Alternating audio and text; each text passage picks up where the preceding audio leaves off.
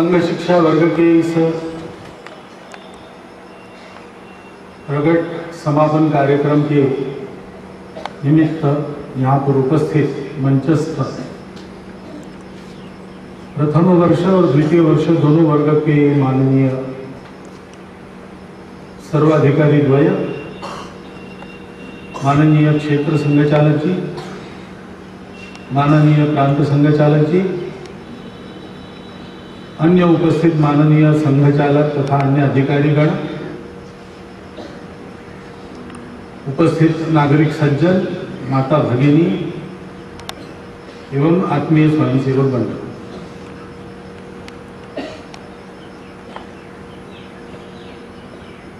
इस स्थान पर प्रतिवर्ष वर्ग होता है।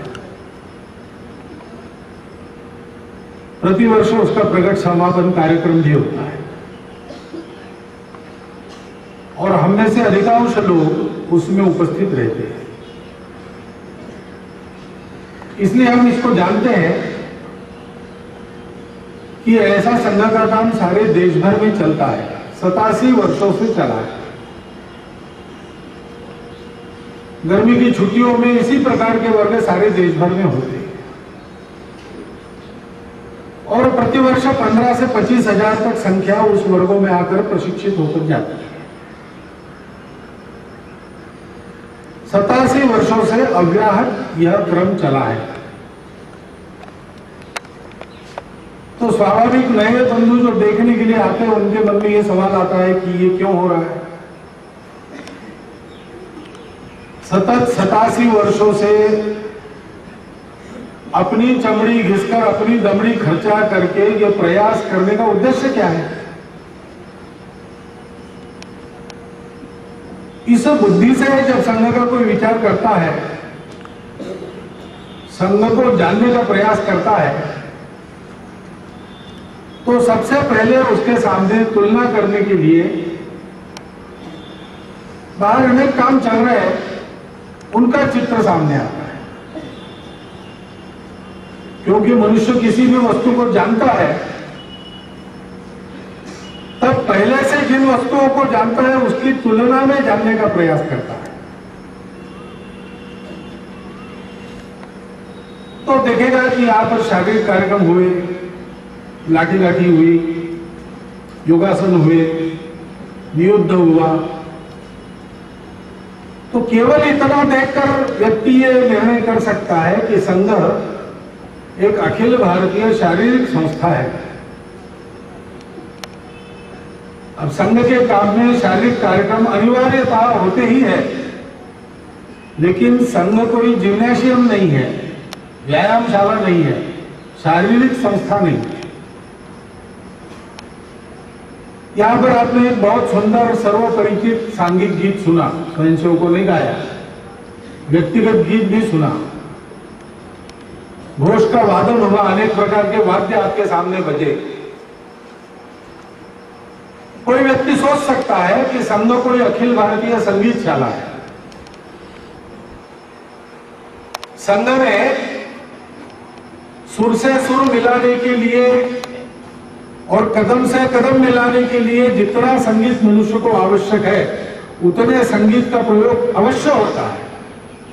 और संघ के अनेक स्वयंसेवक अच्छे अच्छे संगीतकार भी बने और अनेक अच्छे संगीतकार संघ के संपर्क में भी आए हैं, लेकिन संघ अखिल भारतीय संगीतशाला नहीं है। तो लोग एक नाम लेकर देश में एक समूह बनाकर विभिन्न विषयों पर बोलते रहते हैं, भगवा झंडा लगाकर कार्यक्रम करते रहते हैं, तो लोगों को लगता है कि ये भी एक पार्टी है।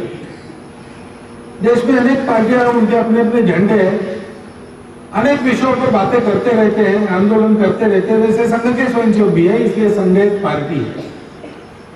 राष्ट्र के हित में जिन विषयों की चर्चा करनी है, लोगों में जिन विषयों का जागरण करना है, उसमें संघ के स्वयंसेवक सर्वथा सक्रिय रहते हैं, लेकिन संघ समाज में एक पार्टी नहीं है।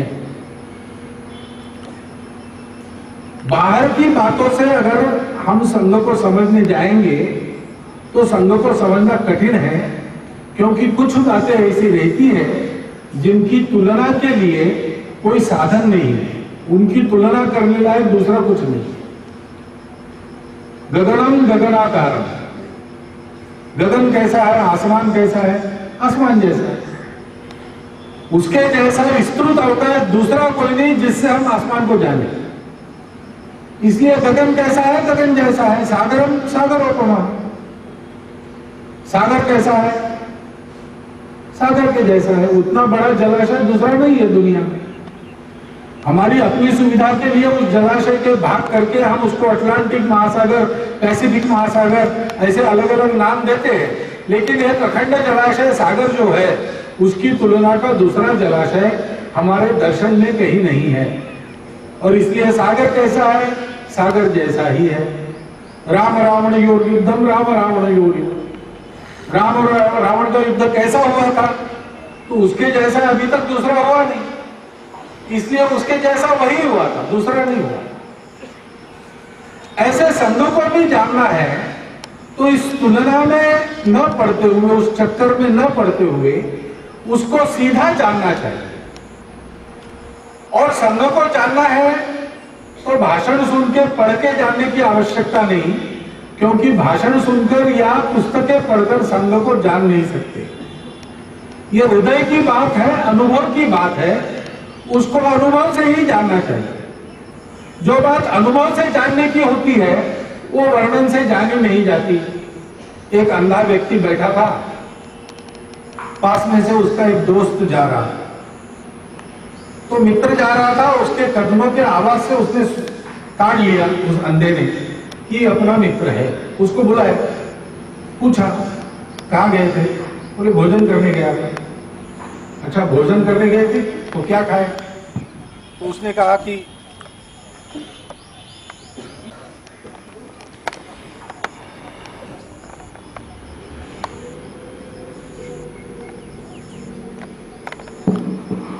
अब अंधा बेचारा, उसको कभी पायस खाने को नहीं मिला, तो उसने पूछा ये पायस क्या होता है, तो उसने कहा कि अरे भाई वो दूध और चावल का बना होता है, तुमने खाया नहीं कभी? बोले खाया नहीं, लेकिन वो चावल भात जानता हूं, लेकिन दूध कैसा होता है? दूध भी नहीं मिला था उसको पीने के लिए। तो मित्र ने कहा दूध नहीं पिया कभी? सफेद होता है, पतला पतला पानी जैसा सफेद। तो पानी तो जानता हूं, लेकिन सफेद क्या होता है? बेचारा अंधा था, उसको रंग मालूम नहीं। तो सफेद क्या होता है? बगुले जैसा होता है। तो बोले बगुला कैसा होता है? अब कितना बतावे? तो उस मित्र ने अपना हाथ ऐसा करके उसके हाथ में दिया, बोले इसको देख, इसको हाथ लगा के देख लो, बगुला ऐसा होता है, पक्षी जैसा थोड़ा सा आकार हाथ का वगैरह ऐसा बना है। तो अंधे ने उस हाथ को चारों ओर से हाथ लगा के देखा और कहा कि अब समझ में आया तूने क्या खाया, लेकिन इतना टेढ़ा मेढ़ा पायस तुमने खाया, तुम्हारे गले में नहीं फंसा। अब जो पायस है वो खाकर आदमी समझ सकता है पायस क्या है, उसका वर्णन कितना भी करे, बिल्कुल सूक्ष्म और बिल्कुल अचूक वर्णन करे, लेकिन पायस क्या है समझ में नहीं आए। ऐसे अपने संघ का काम है, इसको अनुभव लेकर ही देखना चाहिए।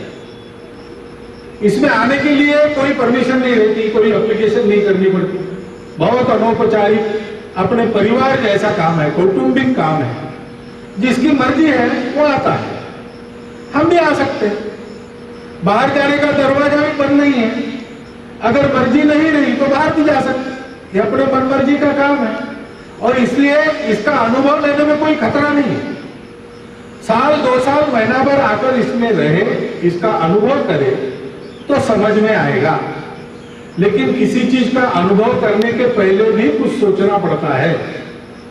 विष का अनुभव नहीं करते, कभी जहर का अनुभव नहीं करते, विष की परीक्षा नहीं की जाती। पता चला कि वो जहर है तो जरा खा के देखो कैसा है, ऐसा कोई नहीं कहता। अच्छी बातों की परीक्षा की जाती। संघ की परीक्षा करना कि नहीं करना, इतना आप विचार कर सके, इतनी संघ की जानकारी मैं आज आपके सामने रखने वाला हूं। राष्ट्रीय स्वयंसेवक संघ का एक काम 87 वर्षों से चला है और सार्वजनिक काम है। तो कोई भी सार्वजनिक काम किस लिए होता है? लोगों की भलाई के लिए होता है। और लोगों को अपनी भलाई चाहिए, सारी दुनिया को चाहिए। सारी दुनिया सुख के पीछे भागती है, एक व्यक्ति भी भागता है, सारी मानवता भागती है, पशु पक्षी सब अपने सुख की चिंता में भागते रहते हैं, लेकिन ये सुख मिलता नहीं। सारी दुनिया दुख में है, हम सब लोग जानते हैं, समाचार पत्र पढ़ते हैं। दुनिया के सामने बड़ी बड़ी समस्याएं हैं, पर्यावरण की समस्या सबसे बड़ी मानते हैं। जहां जहां अलग कुछ है, विविधता है, वहां लड़ाई झगड़ा ही दूसरा समस्या का कारण है। दुनिया में कहीं भी बिना एकता के समरसता नहीं, ऐसी स्थिति है। वेश अलग है तो झगड़ा, भाषा अलग है तो झगड़ा, पंथ संप्रदाय अलग है तो झगड़ा, देश अलग है तो झगड़ा।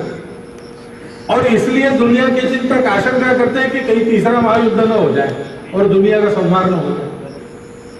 अब इन सारी समस्याओं के जंजाल में और एक समस्या आ फंसी है कि आज तक जिस विकास के राह पर सारी दुनिया चल रही है, वो विकास अब सुख नहीं दे रहा। फ्रांस के अभी निवर्तमान जो राष्ट्रपति सार्कोजी, वो चुनाव में अभी अभी हार गए। उसके पहले उन्होंने एक कमेटी नियुक्ति की। उस कमेटी को उन्होंने कहा, कमेटी का रिपोर्ट आया बाद में, उसकी प्रस्तावना में भी उन्होंने लिखा है कि हमने ये देखा कि इस विकास की राह पर चलकर बहुत सारी सुविधाएं तो हमने प्राप्त कर ली, लेकिन हमको सुख नहीं मिला।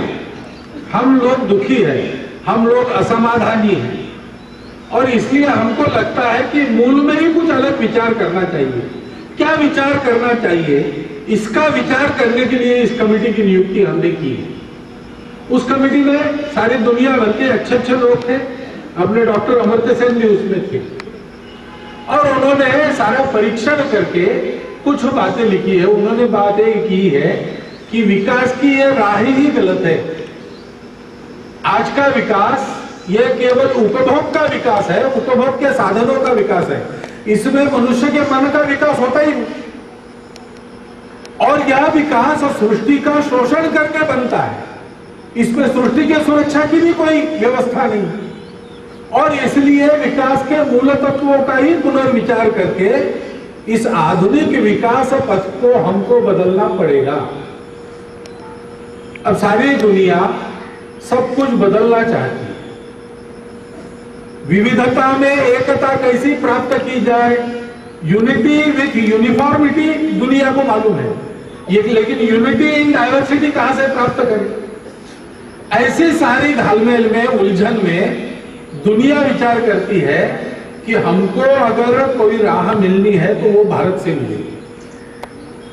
और एक दुनिया के चिंतक है, उन्होंने एक लेख लिखा कुछ दिन पूर्व, और उसमें उन्होंने कहा कि दुनिया की सारी समस्याओं के कारण 3 बातें हैं। पहली बात है लैक ऑफ स्पिरिचुअलिटी, आध्यात्मिकता का न होना। दूसरी बात है लैक ऑफ मॉरल कंसर्न, आध्यात्मिकता न होने के कारण नीति की कदर नहीं रही, नैतिकता की कदर नहीं रही, लैक ऑफ मॉरल कंसर्न उत्पन्न हो गए।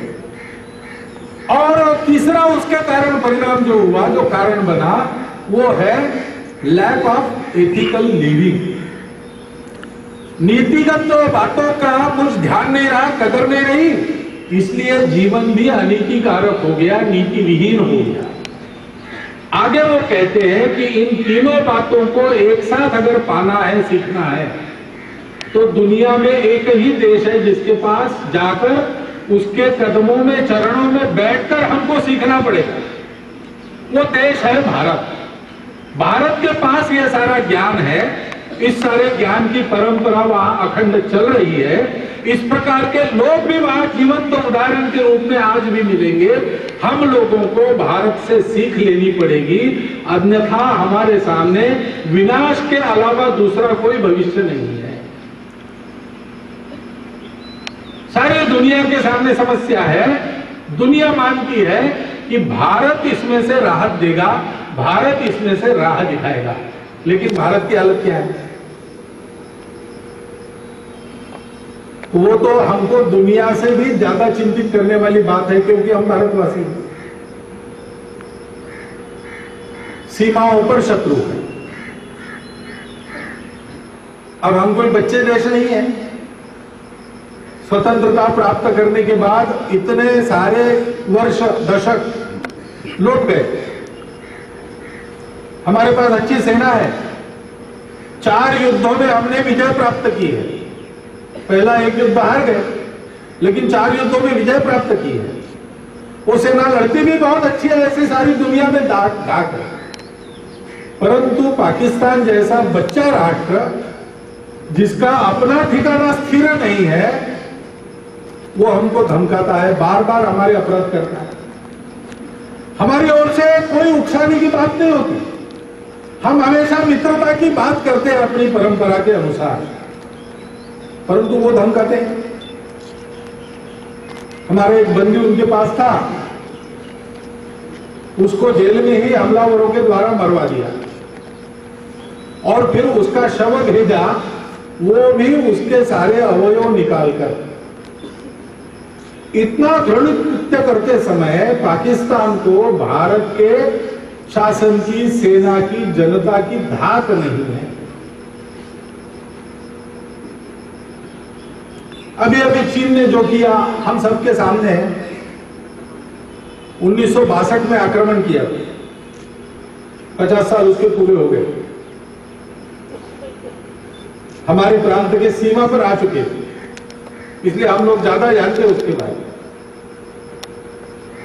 एक तरफ शांति की घोषणा करते करते पीठ में छुरा घोंपने का काम किया, बिना किसी कारण आक्रमण कर दिया, हमारी सीमा के अंदर चले आए और फिर जैसे हम पर मेहरबानी की, ऐसे अपने तरफ से युद्ध बंद करके जहां तक उनको वापस जाना था वहां तक वापस गए। 50 साल इस बात को पूरे हो गए। अब हम इस घटना को वृत्तपत्रों से जैसा जानते वैसा भी अगर देखें, क्योंकि वृत्तपत्रों से ही हम जानते हैं, हमारा शासन तो कुछ बताता नहीं, बहुत उल्टा सीधा उसमें से बात निकलती है। क्या सत्य है किसी को पता नहीं चलता। प्रत्यक्ष देखने वाले कुछ और बताते, मंत्रियों के जो विधान रहते हैं संसद में इधर उधर, वो कुछ अलग रहते हैं। एक देश की सार्वभौम संप्रभुता का उल्लंघन बिना कारण किया गया। हमारे शासन को उसकी चिंता क्या है? वो कहते हैं this is a localised problem. अब इतने साल का चीन का जो रवैया रहा है, उसके बाद चीन का ये जो बार बार अपनी सीमा के अंदर घुसना है, उसको लोकलाइज्ड प्रॉब्लम कह के उसकी संभावना करना, ये कहां तक बुद्धिमानी है ये तो सामान्य आदमी भी बता सकता है, लेकिन हमारा शासन ऐसे कहता है। लेकिन हुआ ऐसे ही, अपनी मर्जी से बिना कारण वो घुसाए और फिर हो हल्ला मचा। चित्र तो ऐसे दिखा कि हमको समझ में नहीं आया कि अब क्या करना। इधर उधर भागदौड़, इधर उधर स्टेटमेंट, करना क्या है आखिर? कुछ करने के नतीजे तक हम आते इसके पहले अपने मर्जी से उन्होंने कह दिया कि अब हम वापस जा रहे हैं। लड़ाई तो हुई नहीं, लेकिन उस 50 साल पहले की लड़ाई की फिर से याद आ गई। मतलब क्या है कि इन 50 सालों में हमारी कुछ तैयारी अगर हुई होगी तो उसकी धाक अभी चीन को नहीं है। चीन से कैसे निपटना? युद्ध तो हम भी नहीं चाहते, हम युद्ध करने वाले नहीं चाहिए। हम तो सर्वे भी सुखिनः सन्तु वाले हैं, वसुधैव कुटुम्बकम वाले हैं। हम बार बार सब देशों से बात करते हैं, तब शांतता में सह अस्तित्व की ही बात करते हैं। लेकिन कुछ दिन पहले मैंने एक लेख पढ़ा, इंटरनेट पर पढ़ा, शायद ब्रह्मा चेलानी ने लिखा है अथवा इंद्र मल्होत्रा ने लिखा है, नाम मैं भूल गया, लेकिन उसमें एक प्रसंग उन्होंने वर्णित किया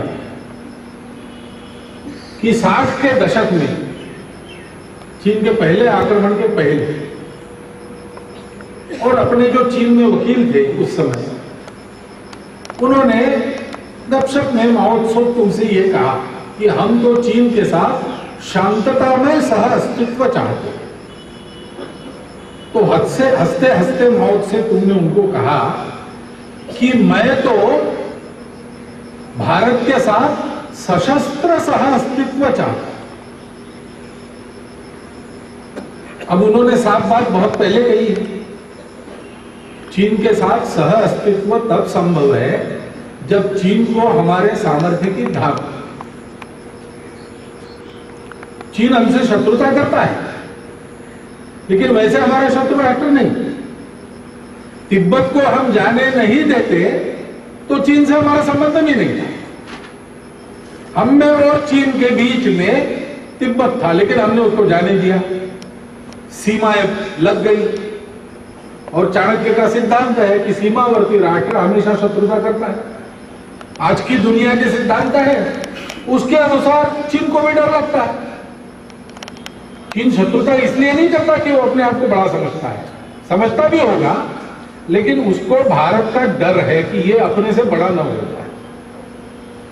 क्योंकि चीन जानता है कि 2000 साल पहले से भारत उसका सांस्कृतिक गुरु है। वो जानता भी है और मानता भी है, कई बार कहते भी है। यह भी जानता है कि आर्थिक व्यापार के संबंध में जितना भारत को चीन की आवश्यकता है उतना चीन को भी भारत की आवश्यकता है। और आज की जागतिक स्पर्धा में एशिया में उसका स्पर्धक बनने का सामर्थ्य केवल भारत का है। और आसपास के देश सब भारत को चाहते हैं, चीन को नहीं चाहते। ये चीन जानता है और इसलिए किसी प्रकार भारत दबा रहे, ये हमेशा उसकी इच्छा रहेगी। अभी अभी एक फिल्म आई भारत में, द लाइफ ऑफ पाई। अब वो तो भारत में सर्वत्र प्रदर्शित नहीं हुई है, मैंने भी देखी नहीं है, लेकिन जिस उपन्यास से उसको तैयार किया गया वो मैंने पढ़ा। वो पाय नाम का एक भारतीय लड़का कनाडा में जाता है रहने के लिए, माँ बाप सहित स्थलांतर करता है। उनका एक जू है, तो जू के जानवरों को दुनिया भर में जगह जगह बेच देते हैं और फिर जहाज एक लेकर उसमें सब जानवरों को भरते हैं, स्वयं भी बैठते हैं और जहां जहां जानवरों को बेचा है मान ले जाना, उनको वहां छोड़ना नए मालिकों के पास और फिर कनाडा पहुंचना, ऐसा उनका कार्यक्रम रहता है। लेकिन वो जहाज बीच में डूब जाता है, बाकी सब मर जाते हैं, लेकिन एक लाइफ बोट में वो पाय और उसके जू का एक शेर, ये दो लोग बचते हैं। अब शेर और उस पाय को एक साथ रहना है। अब कोई गाय बकरी अगर साथ में रखनी है तो बांध के रख देंगे, हमारा कहना मानेगी, मनुष्य का कहना मानती है, पालतू जानवर है। लेकिन बाघ पालतू जानवर नहीं है। तो वो पाय नाम का लड़का क्या करता है, सबसे पहले कुछ तिक्रम करके उस शेर पर अपनी धाक जमाता है और उस शेर के लिए एक सीमा बांध देता है कि इसके अंदर मेरा राज्य है, नौका के आधे पार्ट में मेरा राज्य है, बाकी आधे पार्ट में तुम्हारा राज्य है। तुम इधर आओगे तो जैसे मैंने पहले अपनी धाक जमाई है वो सब करूंगा, क्योंकि सीटी की आवाज वो शेर में सुनी नहीं होती है, तो ये जोर जोर से सीटी बजाता है, वो डर जाता है नया क्या आ गया। तो सीटी का धाक दिखाकर उसको सीमा के पार रखता और अपनी सीमा निश्चित करता है। ऐसा 270 दिन एक ही नौका में बैठकर बाघ और पाय जमीन को लग जाते हैं, बाघ जंगल में भाग जाता है, पाय मनुष्यों के हाथ में लग जाता है, उसका उद्धार हो जाता है। ऐसी कुल मिलाकर कहानी, बड़ा मनोरंजक उपन्यास। मेरे मन में आया कि चीन के साथ अगर सह अस्तित्व अपना होना है तो यही अपनी नीति नहीं होनी चाहिए क्या? अब बार बार सब प्रकार के लोगों ने इस प्रकार की बातें कही है। ये कोई मैं अकेला कह रहा हूं या संघ कह रहा है, ऐसी बात नहीं। पहले हम अकेले थे इस बात को कहने वाले, लेकिन आज सारा देश यही कह रहा है, लेकिन होता नहीं। शासन की नीतियां क्यों चलती है, ये एक बड़ा प्रश्न है आज का। आज की राजनीति का संबंध प्रजा के हित रक्षण से कितना है और अपनी कुर्सी रक्षण से कितना है, ये एक सोचने का विषय है। उसके बारे में ज्यादा मैं बोलूंगा नहीं, क्योंकि बोलने से कोई फायदा नहीं। प्रजातंत्र में शासन में लोगों को भेजना हमारा काम होता है, और इसलिए हमारी स्थिति पर शासन की स्थिति निर्भर करती है। People get the government they deserve, और इसलिए हम लोगों को विचार करना चाहिए कि दुनिया अगर हमसे उद्धार चाहती है तो हमारी अपनी स्थिति हम दुनिया का उद्धार कर सके ऐसी है क्या? कम से कम हम अपनी समस्याओं को पाट कर एक विश्वगुरु देश के नाते दुनिया में खड़ा हो, ऐसी हमारी स्थिति है क्या? तो वहां देखते तो वहां भी बड़ा डर पैदा होता है। सनातन काल से हमारा प्राचीन देश है, एक देश है, भारतवर्ष इसको कहते हैं। इस भारतीयत्व की भावना आज देश में हमारे क्रियाकलापों में कितनी दिखती है? जात पात की भावना बड़े जोर से दिखती है, भाषा प्रांत की भावना बड़े जोर से दिखती है, पंथ संप्रदाय वाली भावना बड़े जोर से दिखती है। इन बातों को लेकर हम अपने अपने अभिनिवेश लेकर आपस में एक दूसरे का खून बहाने के लिए भी तैयार हैं। नदियों के पानी को लेकर भी हम झगड़ा करते हैं।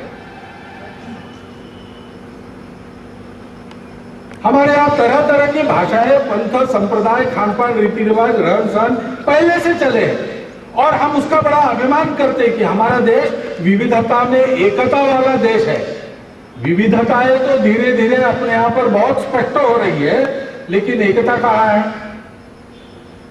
नेशनल इंटीग्रेशन की केवल बात होती है, लेकिन न नीति न समाज का स्वभाव उस इंटीग्रेशन को पुष्ट करने वाला दिखाई देता है। इसके कई उदाहरण हैं। आपस में अंतरकला हमारे यहां इतना चला है कि उसका लाभ लेकर विदेशी घुसपैठियों तक आकर हमारे यहां बस जाते हैं। ये बात सही है कि सीमाओं की चौकसी जैसी होनी चाहिए वैसी अपने देश में नहीं है, अभी भी नहीं है। बिना अनुमति अपने देश में घुस आने वाले लोगों को जिस प्रकार से कड़ाई से हमको पहचानना चाहिए, बाहर निकालना चाहिए, निकालना संभव नहीं तो कम से कम उनको डी-फ्रेंचाइज करना चाहिए, उस प्रकार की कड़ाई किसी सरकार ने अभी तक की नहीं। कानून है, कानून का अमल करो, ऐसे सुप्रीम कोर्ट, हाई कोर्ट सब कहते हैं, लेकिन कार्रवाई होती नहीं। ये बात सही है, परंतु इतने करोड़ों घुसपैठिए अपने देश में आते हैं, उनको रोजगार कहां से मिलता है? सरकार देती कि समाज देता है? सस्ते में होता है, इसलिए अपने लोगों को न देते हुए जाने अनजाने इन विदेशियों को रोजगार देने वाले तो हम ही हैं।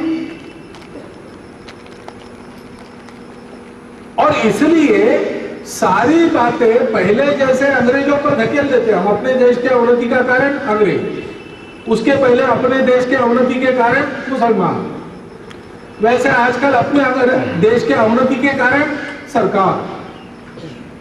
यह भी एक स्वभाव हो गया है अपनी जिम्मेवारी टालने।